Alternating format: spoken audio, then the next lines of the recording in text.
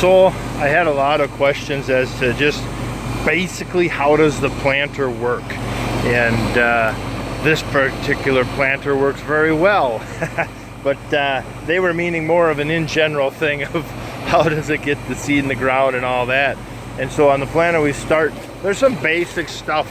The planter has to be pretty level with the tractor, so our main beam is level to the horizon. And I'll show you the parallel arms when I get around the corner. But we start with the liquid and the fertilizer and the air system. So the air, we're only running just the tiniest bit of down pressure right now because the ground is very soft. We don't want a tremendous amount of down pressure because then that's going to pack the soil around the row unit and around under the row unit and around the sidewalls of our V trench being made. They call it sidewall compaction, clever enough. And what that does is it will impede root growth, and it will actually create, I hope I do not have it right here, but okay, so we can see this root. It's nice, big, round, lots of roots there. Had we had sidewall compaction from either being too wet or too much down pressure, this would be a mohawk. Like your 6-year-old kid in the bathtub, it would have come off the stalk. It would have been long with the direction of travel, but it literally would have just been a narrow mohawk of roots from that sidewall compaction.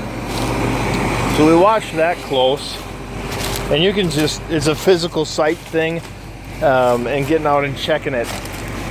And that's the airbag right here, little air line there. And then we got our liquid coming. Today we're running water with some insecticide in it.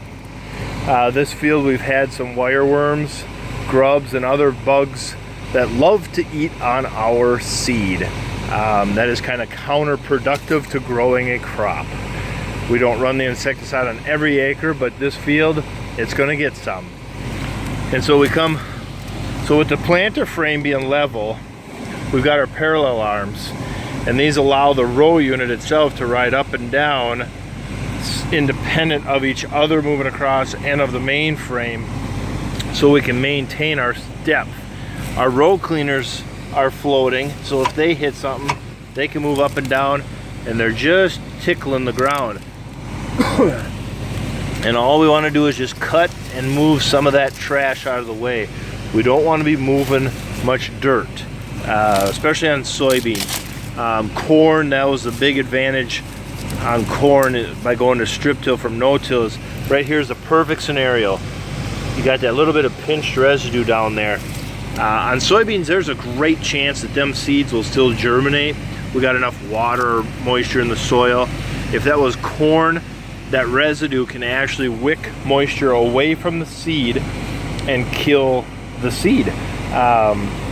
But yeah, so we got our opener discs, and they run at a slight angle, and they literally create a V in the ground, and then our seed tucks down at the bottom of the V. Our gauge wheels here, we're set at 1.5 inch depth, and so this disc is 1.5 inches below.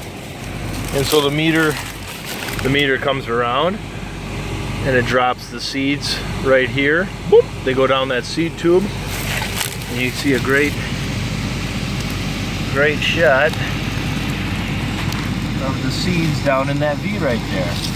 And there they are.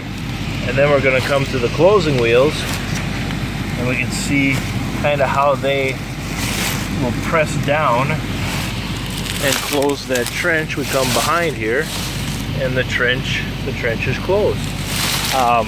We got to watch our closing wheel down pressure. It's adjustable here.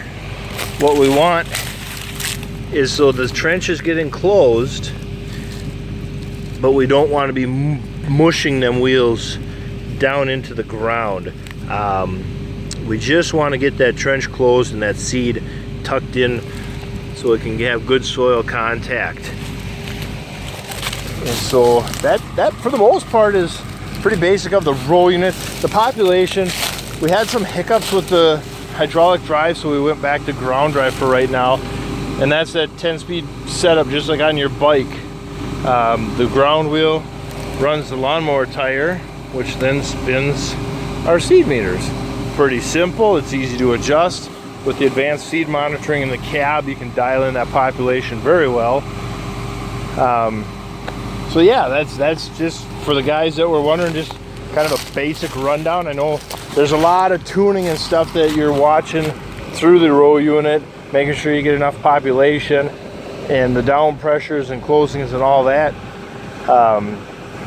But for the most part, that's it. We don't have to get too scientific. But yeah, there we go. Well, I better get back to it.